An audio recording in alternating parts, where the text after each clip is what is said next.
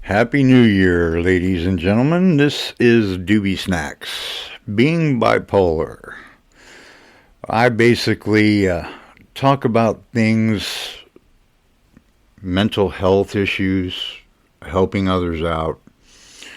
But tonight's topic is an interesting one. I love history, and ever since I watched Raiders of the Lost Ark, I have been fascinated with the Ark of the Covenant. So I delved deeper and deeper as time progressed, and I actually had the ability to go up to a library because we didn't have Google or computers at the time. But my father also had a love for ancient artifacts and history. So he gave me good direction in the library and told me what to look for and how. It's one of those conversations that I really found interesting, knowing that my father knew this. And then as time progressed, my father actually went to college and got somewhat of a degree, from what I understand. So I'm striving to do the same. My minor, I believe, is going to be ancient history.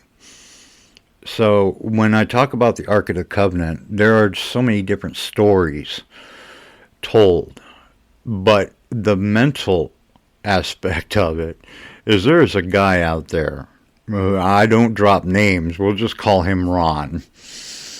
He actually says that God pointed him to the grotto that was leading a path. And they have proof that they excavated down there. They dug down and went through those tunnels, and they've got the photographic proof, and they went and they did all the documentary crap that you got to go through. They went to the government of Israel documenting everything that they did. Well, Israel tells them to be quiet. Now, he's going around telling everybody this. And now, I do believe they might have found a path down to the first level. To me, that was the first temple that housed the Ark of the Covenant. Solomon built. I do believe they could have reached that level.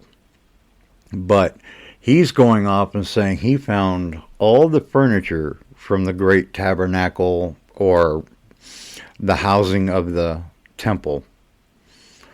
The menorah, the Ark of the Covenant, it's just different. A table that had blood on it, and he went and had the blood analyzed. And lo and behold, it's the blood of their Messiah.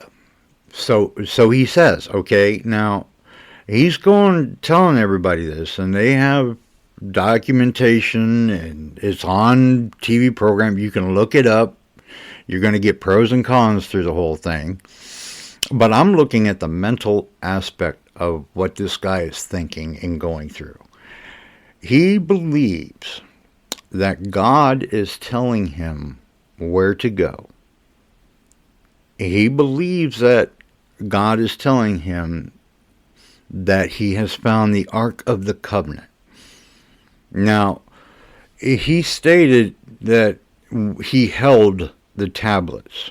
Now, from what documented proof, which is just basically the Bible and the stories told back then, was that the tablets were destroyed, right? I mean, the original tablets, the ones that were touched by God, I don't know. I just, the church history is basically all we have to go by with all of this.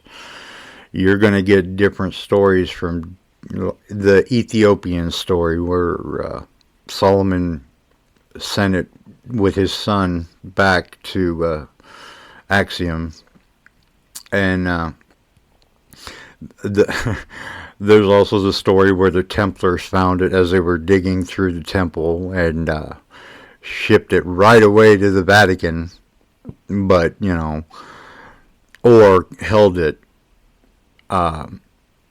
told the Vatican what had happened. They have it. They're not going to give it up unless they do such and such, make them richest, whatever. There are so many stories, but I can guarantee you one thing. All the studying I've done about the Knights Templar, they had nothing to do with the Ark of the Covenant. Okay? There's no way.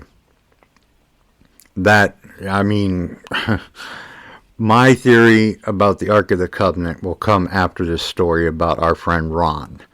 Anyway, God is pointing out to him that he got to hold these relics. Okay, and then what about Aaron's staff or the jar of manna? I'm more interested in that than I am about the busted commandments, because not much is said about that.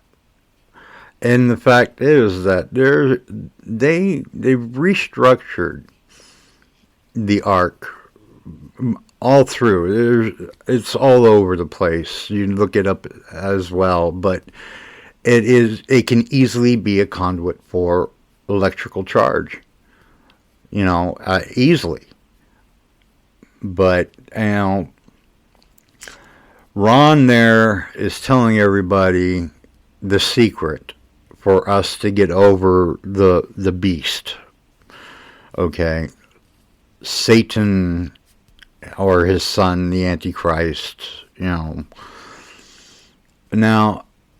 I can understand if you're following Christianity that you're seeing these signs of the apocalyptic, okay, and in your beliefs that could very much be occurring. I'm not going to, doubt any of it. But I have the mindset of all religion, no matter what it is, has one basic foundation, and that is hope. And I take the good from each religion that I study or read about. I take the good. I don't kill for God. God does not tell me to do these things, because the God that I worship and understand would not want me to harm anyone. In my past, with my issues, I have gone through delusions of grandeur. And I have thought of myself a couple of times being a holy knight, because I just wanted to get rid of evil and do good, help those others, chivalry, that kind of thing. And for those of you who do not have a mental issue, or do not feel like you have one, when you go through delusions of grandeur like that, you are in a complete different state of mind. Your thought process goes in so many different directions. And one of those things that help guide myself through them is concentrating on subjects of that same time period. So I delve into the Knights Templar. And one of the first things I studied was the Ark of the Covenant with the Knights Templar involved. And there's no proof. So what we got is this guy Ron, back to dipshittery. He's telling the world that God will not do what he says he's going to do unless we follow the 10 Commandments, God's law. Okay, now, I don't know about you, but I personally probably have broken about 5 of them, maybe 6. So I'm going to hell. In a Christian's mind, I'm pretty much screwed. I can repent. I can be baptized. I mean, I can go through the ritual, but I don't formally believe in one higher power. because it just, it, if I go in one direction, then I'm tunnel vision and I'm not looking at what's around me. I'm not accepting what is really out there. My mind cannot cope that way, because if I get tunnel vision on one thing because of my mental issues, I will neglect everything else. If you have your mind at a point where you're able to focus on more than one thing at a time and be able to guide yourself to a good and honorable decision, not only are you doing well for yourself and your soul, giving you peace, but you're also paying it forward to those that are witnessing it. So when I study into a religion like Christianity, which is everywhere, you know, I look at all of the issues, all of the subjects surrounding that one topic. Like, for instance, what was it like 3,000 years ago when they started writing on scrolls the laws of man due by God? So, in other words, the laws of God are basically just stories of morality to give guidance for their tribes. And every religion has their own stories, they have their own scrolls, books, etc. But when it comes to artifacts that have given individuals hope, like in Axiom, they celebrate it because they believe they have the Ark of the Covenant there. So they have it go through the streets. It's not the original one. You will never see it because it's truly not there. But they believe it is. So that gives them hope. Now, there's a lot of problems going on in that part of the country. You have to understand the temples that were carved into the earth, okay, they have Templar background, okay. So there is another twist in the so-called Ark being stored there, but also the kings asking the Templars to come and help them build Christian temples. Okay, there you go. More Ark, you know, it's just great stories that gives you more to branch off of. Yes, they are conspiracy theories. I mean, truly, with everything that I've read about the Ark of the Covenant, I firmly believe that from the last raid of the pharaohs of the south, it was taken, along with a lot of the other things. They didn't have time, because the way the Egyptians take over a city or a society, civilization, is they send in spies.